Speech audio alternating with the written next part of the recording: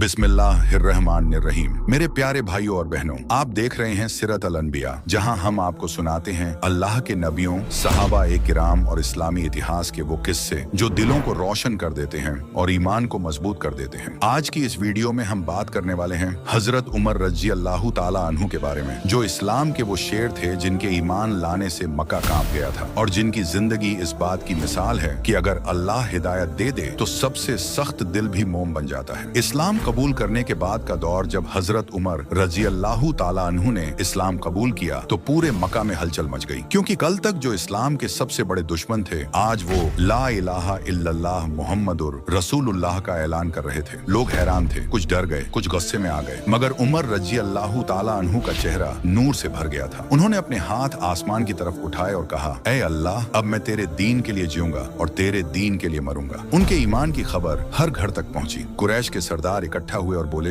अगर उमर मुसलमान हो गया तो अब इस्लाम को कोई रोक नहीं सकता।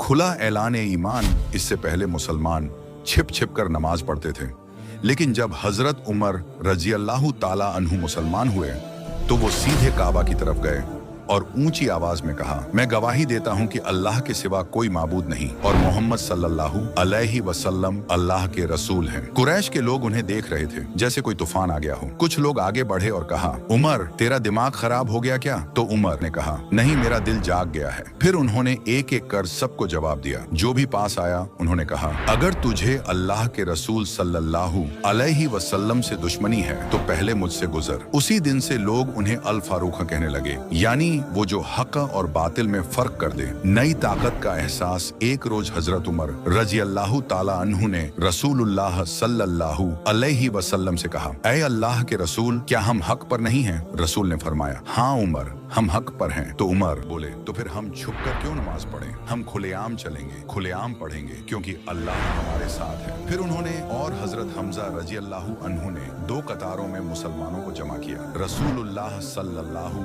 अलैहि वसल्लम बीच में थे और सब काबा की तरफ चले गए। मक्का वालों ने देखा, वो नजारा इस्लाम की पहली जुलूस थी जहां किसी ने डर के बजाय ईमान का ऐलान किया। उस दिन से मुसलमानों के दिलों में हिम्मत और रोशनी दोनों आ गई। हिजरत ए मदीना और उमर का जज्बा। जब रसूलुल्लाह सल्लल्लाहु अलैहि वसल्लम ने मदीना की तरफ हिजरत का हुक्म दिया तो ज्यादातर मुसलमान रात में चुपके से निकले, मगर उमर रजी अल्लाह ताला अन्हु ने कहा, मैं दिन में निकलूंगा, जो रोक सके रोक ले। उन्होंने तलवार कमर में बांधी, धनुष उठाया और काबा के पास जाकर कहा, मैं उमर हूँ जो अपनी माँ को रुलाना चाहता है, बीवी को विधवा और बच्चों को यतीम देखना चाहता है, वो आ जाए और मुझे रोक ले। किसी में हिम्मत नहीं हुई। वो खुलेआम मदीना पहुंचे और वहां जाकर रसूलुल्लाह सल्लल्लाहु अलैहि वसल्लम की सेवा में हाजिर हो गए। रसूल ने उन्हें देखकर मुस्कुराया और कहा, हाँ उमर, तू हमारे लिए एक दीवार की तरह है जिसे कोई गिरा नहीं सकता। जंग बदर में शुजाअत, बहादुरी। जब जंग बदर हुई, इस्लाम और कुरैश के बीच पहली जंग, तो हजरत उमर रजी अल्लाह